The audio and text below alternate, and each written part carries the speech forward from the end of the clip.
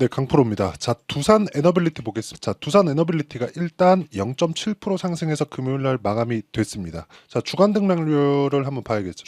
주말에는 1.16%. 뭐 한 강보합권에서 지난 주간은 마감이 됐. 근데 한 가지를 보셔야 돼요. 여기서 테마가 형성되고 있다는 점. 우리 두산, 보성, 파워텍. 상대적으로 두산 에너빌리티가 조금 약한 움직임을 보이고 있죠. 근데 두산 에너빌리티는 원전 관련주 중에서 유일하게 전통적인 강자다. 옛날에 이게 두산중공업이었어. 두산그룹에서 계속해서 지켜왔. 원래 원전에 대한 부분은 2010년을 넘어오면서 조금 안 좋아졌죠. 근데 그 전에는 한국 시장에서 몇 안 되는 그 성장 산업 중에 하나였습니다. 뭐 해외 수출도 많이 했고, 근데 여러 가지 이슈들이 있었죠. 지진, 그렇죠. 지진 나면서 후쿠시마 그 상황을 받고 그런 결과로 2018년까지 대략 한 7에서 8년 정도를 원전 가동률이 꾸준하게 낮아지고 있었습니다. 근데 원전 가동률이 회복된 게 2018년부터예요. 그리고 지금 전기 부족 사태가 나왔고, 지금은 뭐가 화두입니까? 친환경. 친환경을 따지면 뭘 해야 돼요? 탄소 배출이 나오지 않아야 돼요. 그렇죠?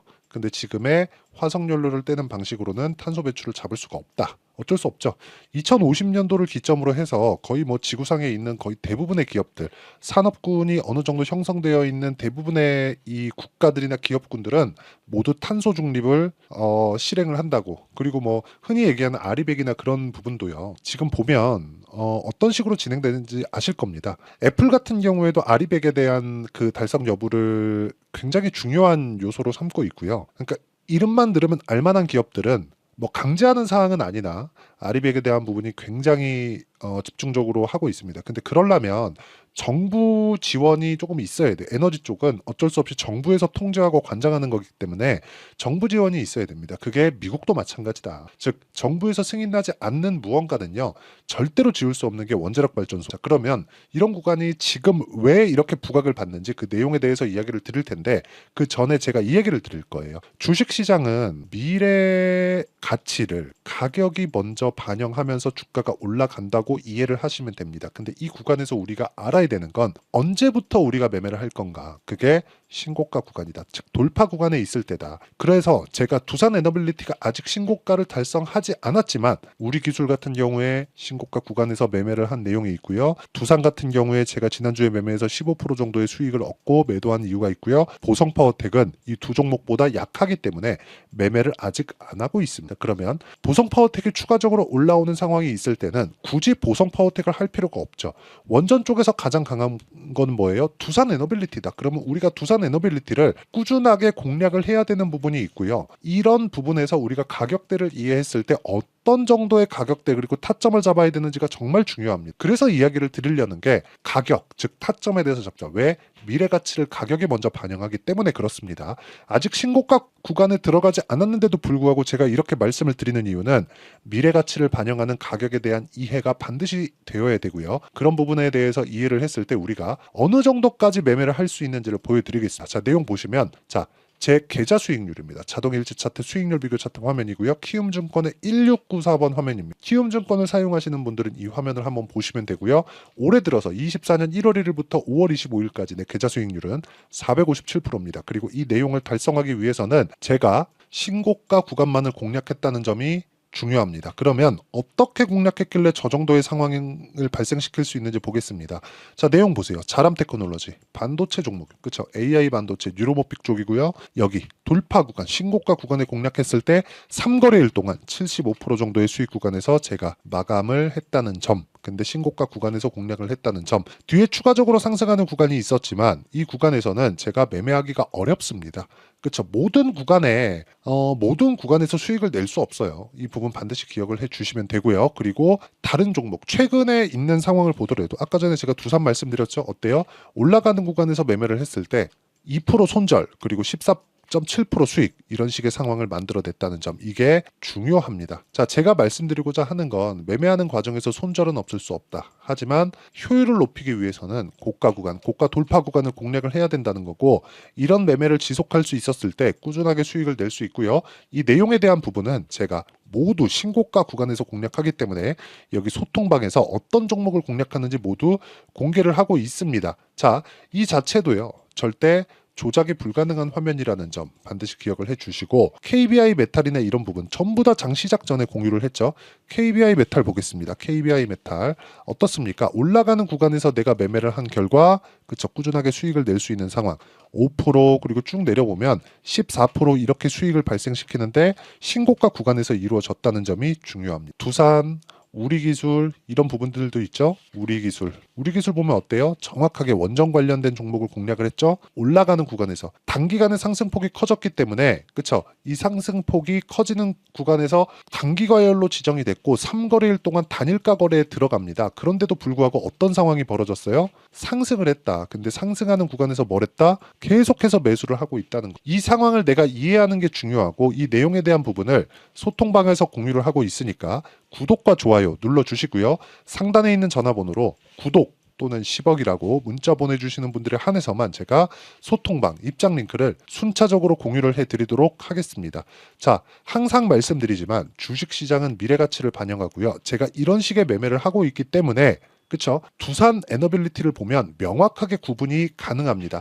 두산 에너빌리티는 아직까지 신고가 구간에 들어오지 못했지만 추가적으로 한 10% 정도의 상승세가 나오면 추가적으로 상승할 수 있는 길인 신고가 구간으로 들어가고, 이 구간에서 내가 매매를 할 수 있는 근거는 우리기술 그리고 두산 이렇게 이미 신고가 구간에 들어갈 수 있기 때문에 그렇습니다. 후발주 매매로도 나쁘지 않고요. 결과적으로 보면 대장주는 돌기 때문에 대장주가 즉 성장산업이라는 그런 부분이 갖춰져 있다면 우리는 꾸준하게 가격들을 추적해야 된다는 점, 이런 부분이 정말 중요합니다. 그리고 이 부분에 대한 내용, 가격 즉 미래 가치가 앞으로 좋아지는 내용이 가격이 먼저 반영하기 때문에 우리가 정말 중요한 가격, 이거 진짜 봅시다. 이거 진짜 모르면 정말 주식시장에서 너무 어려워질 수밖에 없어요. 이런 판단이 내가 앞서서 쓸 수 있어야 됩니다. 그리고 이 내용에 대한 부분을 제가 꾸준하게 이야기를 드리는 이유가, 저는 강한 종목군들 뭐 되게 약해요 막 이런 종목군들 잘 안 봅니다. 말씀드리지도 않고 이 종목 해야 된다고 이야기를 하지도 않아요. 근데 두산 에너빌리티 관련돼 있는 종목들 테마 형성이 되죠. 자, 23년도에 굉장히 강한 종목군들 뭐였죠? 2차 전지. 그쵸? 뭐가 형성됐죠? 테마 형. 그쵸? 그리고 23년부터 24년까지 강한 종목군들이 AI 반도체. 뭐였죠? 테마 형성. 그쵸? 지금 두산 에너빌리티는 아직까지 신고가를 달성하지 못했지만 뭐가 나오고 있죠? 테마 형성. 그쵸? 이 테마가 구성되는 과정에서 조정 구간도 있습니다. 그건 이격 조정 구간에 대한 판단을 내가 할 수 있어야 돼요. 그리고 그 이격 조정 구간에 대한 판단, 즉 눌림목 구간에 내가 어떻게 봐야 되는지, 그리고 반등 확인 구간에서 내가 어떻게 판단해야 되는지는 아까 전에 말씀드렸습니다. 여기 소통방에서 모두 공유를 해드리고 있고, 모두 장 시작 전에 8시 54분, 8시 54분 다 장 시작 전에 공유를 해드리고 있는데, 두산 에너빌리티 같은 경우에는 여기 지금 정배열 구간으로 바뀌었고요. 21선과의 이격을 좁히는 과정에서 약간의 고가 저항을 받고 있는 것이다. 고가를 돌파한 이후에는 당연히 소통방에서 제가 실시간 타점을 공유해 드리도록 할 테니까 상단에 있는 전화번호로 구독 또는 10억이라고 문자 보내주시면 되고요. 이런 식으로 가격대를 잡는 그 내용에 대한 부분이 있을 겁니다. 그 내용에 대한 부분은 원리라고 보시면 되고요. 여기 두산 에너빌리티의 가격과 단기 보유 전략. 그렇죠? 단기는 2주입니다. 2주 동안 내가 어떻게 가격을 잡아야 수익 전환을 시킬 수 있겠는가, 그 내용에 대한 부분이고요. 무엇보다 중요한 내용은요, 미래 가치를 반영하는 주식시장의 특성을 이해했을 때 내가 꾸준하게 수익을 낼 수 있는데 그 시작점이 가격이라는 거고, 가격이 올라가야 되니까요. 그리고 나서 내가 효율적으로 어떻게 2주 안에 수익 전환을 시키겠는가, 그 내용입니다. 그리고 이 내용을 토대로 어떤 식으로 매매가 진행되는지 아까 전에 보여드렸지만, 두산 에너빌리티의 고가 돌파 이후의 타점을 제가 문자로 공유를 해드리도록 할 테니까 상단에 있는 전화번호로 두산 또는 두산 에너빌리티라고 문자 보내주시는 분들에 한해서만 단기 보유 전략 그리고 실시간 타점을 문자로 공유를 해드리도록 하겠습니다. 자, 내용 정리하면 그렇습니다. 두산 에너빌리티는 이제 시작점도 아직 오지 않았다. 하지만 관련주들의 움직임을 봤을 때 꾸준하게 상승할 수 있는 환경이 갖춰져 있고, 그렇죠? 그리고 테마 형성이 되어 있다는 점, 이런 부분이 정말 중요하고요. 이런 부분을 어떻게 판단하고 내가 어떻게 이어갈지에 대한 내용을 다 이해를 시켜드리도록 할 테니까 영상 끝까지 시청하시고요. 모든 분들이 성공 투자하셨으면 참 좋겠습니다. 자, 24년도가 돼도 여전히 시장은 녹록지 못합니다. 이런 상황이 벌어지는 건 어쩔 수 없습니다. 이런 상황에서도 수익이 나는 종목들의 구조는 변하지 않습니다. 즉 대시세 종목에 대한 구조는 변하지 않는다는 거고, 실제 제가 소통방에서 지속적으로 이야기를 드리고 있는 내용도 대시세 종목이나 시장 주도주를 공략하는 건 철저하게 가격 분석을 하라고 이야기를 드리고, 가격 분석 이후에는 이슈에 대한 파악, 그리고 이슈를 파악하고 나서는 다시 내가 얼마에 매수할지 그 타점에 대한 부분을 지속적으로 언급을 하고 있습니다. 자, 근데 생각해 보세요. 시장이 굉장히 어려웠습니다. 어려운 상황에서의 어떤 종목들이 강했냐 보면 반도체와 그리고 바이오입니다. 자, 실제 여기 보면요. HLB에 제가 실제 매매한 내용을 띄워놓고 보여드리고 있는데, 1월 22일부터 매매를 시작해서 4일 동안 31%의 수익 마감이 됐고요. 그리고 여전히 신고가 종목입니다. 자, 그리고 그 다음 어보브 반도체, 이름을 보시다시피 반도체 종목이죠. 그리고 AI 반도체는 지속적으로 강세를 보이고 있습니다. 이 종목도 신고가를 먼저 달성한 이후에 제가 21%의 단기간에 21%의 큰 수익을 내고 마감이 됐습니다. 다시 재공략을 준비하고 있고, 이런 부분은 소통방에서 다 공유를 해드립니다. 자, 그리고 코세스. 자, 코세스 같은 종목도 당연히 그쵸, 신고가 종목이고요. 그리고 반도체 종목입니다. 이 종목도 영업일 기준에서 이틀 동안 대략 한 15%의 수익 마감이 됐습니다.